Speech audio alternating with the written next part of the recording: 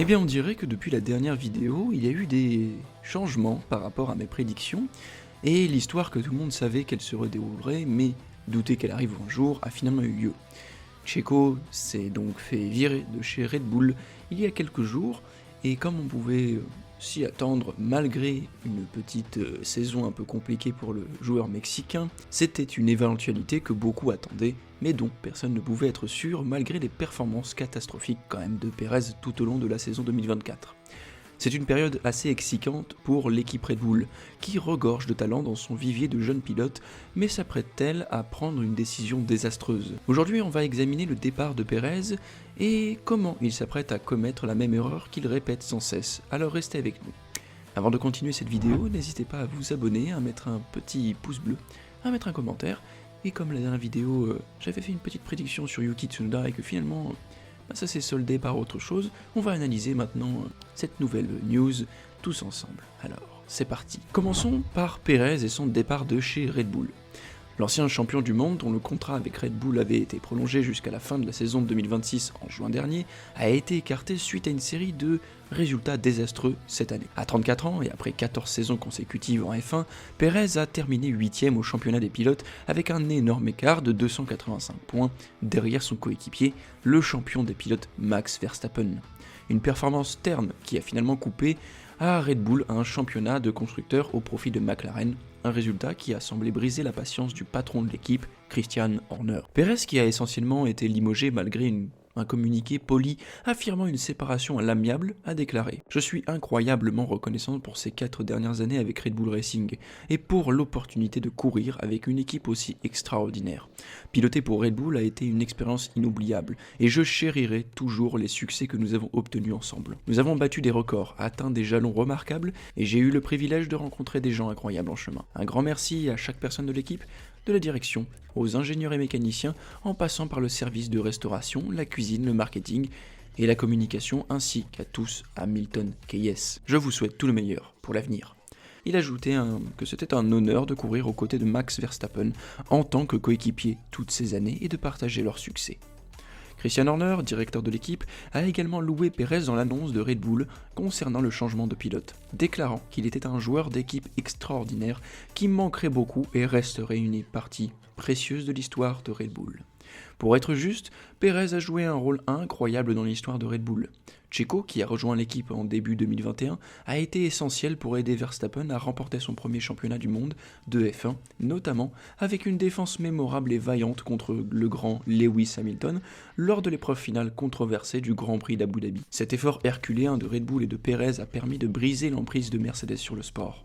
Il a continué à être un élément clé de l'équipe par la suite, remportant des victoires à Monaco et Singapour en 2022 lorsque Red Bull a décroché son premier titre constructeur depuis 2013. En 2023, il semblait prêt à lutter pour le titre après ses victoires en Arabie Saoudite et à Bakou. Bien que ce défi pour le titre ne soit jamais concrétisé, il a sécurisé la seconde place au championnat des pilotes, offrant à Red Bull son premier doublé individuel. Les derniers 18 mois ont cependant été problématiques pour Checo. Malgré une voiture ultra performante, Pérez n'a pas gagné depuis Bakou en mis une remise à toi, tandis que Verstappen a remporté 25 victoires sur la même période. Le Mexicain avait bien commencé cette saison, avec 4 podiums sur 5 courses, mais sa forme s'est effondrée.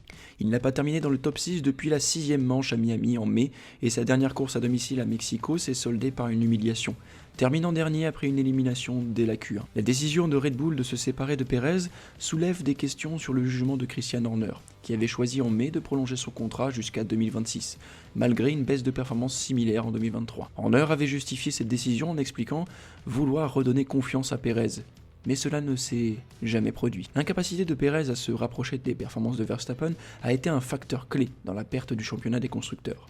Désormais, avec Pérez parti, un siège est évidemment libre de chez Red Bull Racing. Et c'est Liam Lawson qui a maintenant un contrat pour 2025, pour le moment avec Red Bull, et qui du coup signifie le départ de chez AlphaTauri, RB ou quelque chose dans le genre. Les rapports indiquent que quand même Liam Lawson est le premier pilote assez jeune à remplir ce baquet pour aller chez Red Bull. Le français Isaac Hadjar, deuxième en Formule 2 cette saison, a rejoint AlphaTauri ou RB aux côtés du japonais Yuki Tsunoda, qui avait été écarté par Red Bull pour un poste de l'équipe principale par conséquent. Pour Lawson, c'est une opportunité fantastique, mais pour Red Bull, cela pourrait être une terrible erreur. Une erreur qu'ils ont déjà commise trop souvent auparavant. Un bref retour sur l'ère Max Verstappen chez Red Bull en dit long sur ce genre de décision. Lorsque Daniel Ricciardo a décidé de quitter l'équipe, probablement parce qu'il voyait que Verstappen allait devenir l'homme fort de l'équipe et qu'il ne pourrait pas rivaliser avec lui, Red Bull a décidé de promouvoir Pierre Gasly, un pilote très prometteur mais encore brut. Gasly n'avait qu'une saison et demie d'expérience en F1, soit 26 courses en total. Rapide, il l'était, et il l'a prouvé tout au long de sa carrière, mais il manquait d'expérience et n'était pas mentalement prêt à être le coéquipier de Verstappen. Après seulement 12 courses, il a été remplacé par Alex Albon. Ce choix s'est révélé mauvais, Gasly avait fait ce qu'il pouvait compte tenu de son expérience, et Albon a démontré à quel point cette décision était précipitée lors des saisons suivantes. Albon n'avait que 12 courses d'expérience lorsque Red Bull a décidé qu'il était prêt à être le coéquipier de Verstappen. Il ne l'était pas. En 2020, Max l'a dominé, inscrivant 214 points contre 105 pour Albon. Ce n'était pas la faute d'Albon, Red Bull avait placé sur ces deux jeunes pilotes des attentes irréalistes, les mettant sous une pression mentale énorme pour rivaliser avec Verstappen, ce qui est difficile pour un pilote expérimenté. Cette culture de la victoire à tout prix dans l'académie Red Bull enseigne aux pilotes qu'ils doivent non seulement gagner, mais aussi surpasser leurs coéquipiers pour réussir. Cela a été un fardeau insupportable pour Gasly et Albon. Pourtant, Red Bull ressemble à avoir répété cette erreur en plaçant Lawson, un pilote encore moins expérimenté, dans le siège aux côtés de Verstappen. Lawson n'a que 11 départs en course à son actif. Qu'a-t-il montré à Red Bull pour qu'il pense qu'il fera mieux que Gasly ou Albon? Sur la piste, rien ne suggère qu'il sera plus performant qu'eux. Ce qui rend cette décision encore plus surprenante, c'est qu'ils ont à leur disposition Yuki Tsunoda, un pilote avec 90 courses d'expérience. Tsunoda a mûri avec un pilote fiable et constant, en battant confortablement Nick De Vries, Daniel Ricciardo et Liam Lawson au cours des 2 dernières courses et des 2 dernières saisons. Il n'est plus le jeune talent explosif et imprévisible qu'il était à ses débuts en F1. Red Bull aurait pu faire appel à Tsunoda, mais Christian Horner semble déterminé à refaire les mêmes erreurs et il ne faudrait pas s'étonner si cela se retourne contre eux à la saison prochaine. Que pensez-vous de tout ça? Dites-moi votre avis dans les commentaires et surtout dites-moi si vraiment Lawson est peut-être le prochain Max Verstappen ou si ça n'est qu'un petit remplaçant de le calibre de Pierre Gasly, même si maintenant Pierre Gasly performe très bien chez Alpine. La preuve, on l'a vu sur les quelques derniers Grands Prix où Alpine a viré sauvagement Ocon. Gasly a réussi à faire un bon top 5 en globalité et a même fini devant en termes de statistiques globales devant Perez.